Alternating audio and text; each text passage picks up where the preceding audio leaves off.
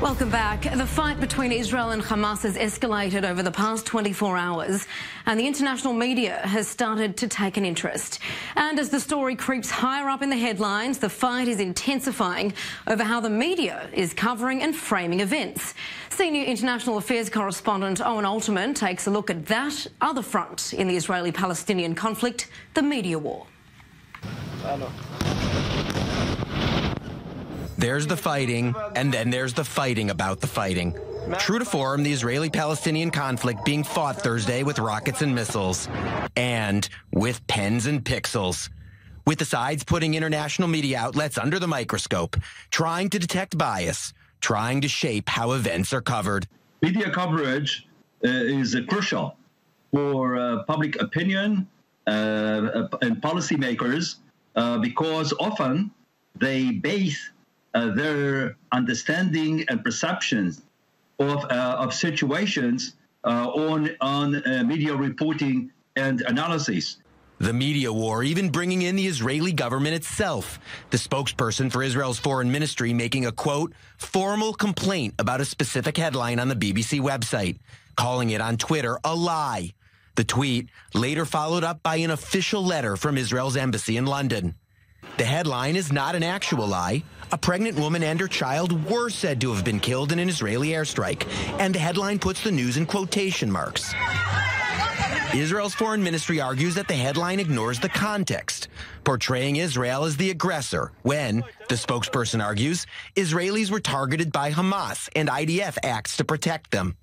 An updated version of the article later carried a different headline. The BBC got it biased. Now, headlines are important because many people read only headlines and sub-headlines, and often headlines and sub-headlines shape the opinions of people. International media outlets have been slow to take interest in the Gaza escalation. On Thursday afternoon Israel time, leading websites focused on other stories. But if coverage picks up, so too will the scrutiny of what's said and of what's left out in a media battle so crucial to Israelis and Palestinians alike, putting media outlets under a harsh spotlight. Owen Alterman, i24 News. And joining me in studio, former director of Peace Now, Yariv Oppenheimer, and attorney and senior editor at Honest Reporting, Daniel Pomerantz. Gentlemen, a pleasure to have you with us. Hi, Tracy. All right, Dan, kick us off. This is a narrative we often see told this way as unsympathetic towards Israel. Why is that? Well, you have two kinds of media coverage we're seeing right now. One is the kind that the Israeli Foreign Ministry got involved, where they take a dramatic statement that really doesn't reflect the events. Yes, a pregnant woman is said to have died, but it was in the context of an enormous campaign that mostly involved Hamas firing rockets at Israel from civilian areas. But a lot of what we're seeing is headlines and stories from, say, the Associated Press and Reuters, which haven't been so bad on the factual level. They talk about how there have been rockets going from one side, responses going from another side, but they neglect the context, which is that Hamas is a terror organization on the same lists as ISIS and the Taliban. They use their civilians as cover, which is a war crime. They fire at civilians, which is another war crime. And Israel's responding by precisely targeting military infrastructure in order to try and lower the level of violence. What's your take, Yariv? Is there unfair coverage of this conflict in the international media? First of all, we need to look at the reality, and the reality is that more people in Gaza are being killed than people in Israel, and it's very unbalanced. And I'm an Israeli. I don't want my people to be killed, but eventually this is the outcome. If we will go back to the last war, 74 Israelis were killed. 2,200 Palestinians were killed, so it's not really a balanced equation. And therefore, the media is taking a closer look of the people that are being killed. And constantly, it's always the Gaza people. Second, Hamas is a terrorist organization, but Gaza is not a state. And the people of Gaza live under siege by Israel. And therefore, the international media see it not as a balanced fight between one state to another state, but as a state that in many ways still occupying civilian people. Therefore, for sure, a lot of sympathy will go to the Gaza people. It doesn't mean that it's going to Hamas, but it's going to the people living in Gaza that has to suffer the bombing, the no power, the no electricity, the no water situation that they are suffering from.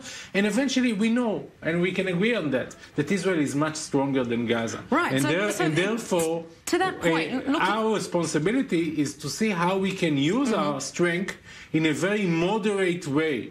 And it's not about who is going to win, because for sure Israel can win Gaza in 1 hour. It's about what will be the outcome of that, media-wise as well. So looking at the images that we see, side by side, we have this sense of this David and Goliath story. You look at the humanitarian crisis, you look at the death toll in Gaza, and then you see some burnt fields on the Israel side of the border and some kites that have landed in some people's gardens. What is being missed then when we're seeing these starkly different images in terms of context? In Syria, not long ago, America destroyed Bashar Assad's chemical weapons facilities. You know how many Americans died? 0. Recently, coalition forces pounded ISIS. You know how many coalition forces died? Much less than the ISIS forces. So you're saying that it's the death toll that's leading the headlines, that's what's dictating the headlines, and that's what people focus on? I'm saying that the death toll is dictating headlines in this situation and in this situation only. It is not a journalistic practice that we see anywhere else in the world, not in Syria, not in Iraq, because journalists know it is not an indication of anything of value to news audiences. Again, we cannot go out from the context, and the context is that the people of Gaza are living under siege by Israel. The people of Gaza are living under siege by Hamas. Just a second. Just as the people of Syria are living under siege by Bashar Assad and ISIS. Don't speak on their behalf, and many of them support Hamas, unfortunately. Have you been speaking to some people in Gaza? I spoke with some, and I know the Palestinian politics, and it's very easy to stand aside and to say Hamas isn't that. Hamas is also a political power, and they have their own ideology, and they have their own practice. As does ISIS, as does Bashar Assad. Nothing you're saying is anything different than Syria or Iraq. Nothing you've said is different in any way. To pick up on what you said, Israel, of course, accuses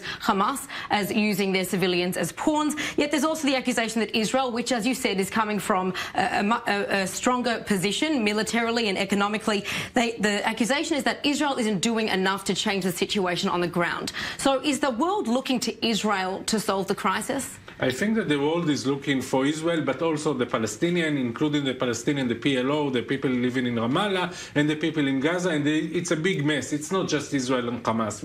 It's much bigger than that. But I think that when there is an escalation, so yes, the international media is looking for the numbers of people that are being dying from that. They are looking at the bombs. In the Israeli media, by the way, we don't see so much misery in the Palestinian side, but in the international media showed us that. And you cannot ignore it. Eventually, the people that are miserable, that Israel is living next to Gaza, but the people that are very miserable, if you look at their lifestyle, if you look about the reality, if you look about the number of people being killed, all right, because I want to give you a chance to respond to that, Dan. So then what then is the context that the worldwide media is missing then? Well, you know, we were down in Gaza just a couple of days ago with a group of people from Honest Reporting. I24 is even going to do a segment on it. And we spoke to the people on the Israel side. What we weren't able to do this time, but we've done in the past, to speak to people on the Gaza side.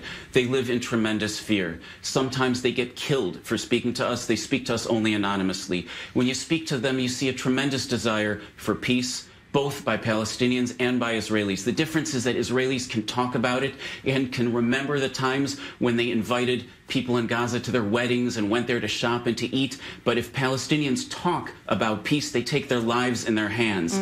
And that's the difference that we have to solve, to let the people who want peace. We unfortunately do have to... The world knows it, but it's not an excuse not to fight Gaza, not to put Gaza under siege. Sure. And eventually the world, we did at least the international media, is taking closer look at that as well. On this very broadcast, spoke with a resident from Gaza who did talk about the fact that the Gazans there don't trust any leadership, not Hamas, not the Israeli government, neither Fatah in the Palestinian Authority. So, of course, it's a situation which many parties are involved in and are responsible for. And, of course, we'll wait to see how it all unfolds and continues to play out here. Daniel Pomerantz, Yariv Oppenheimer, appreciate that insight. Thank you, Tracy. All right, on the other side of this break, this latest escalation is certainly playing into the decision-making inside the White House, looking to hatch that deal of the century for Israeli-Palestinian peace. We get the latest after the US State Department briefing. Don't go anywhere.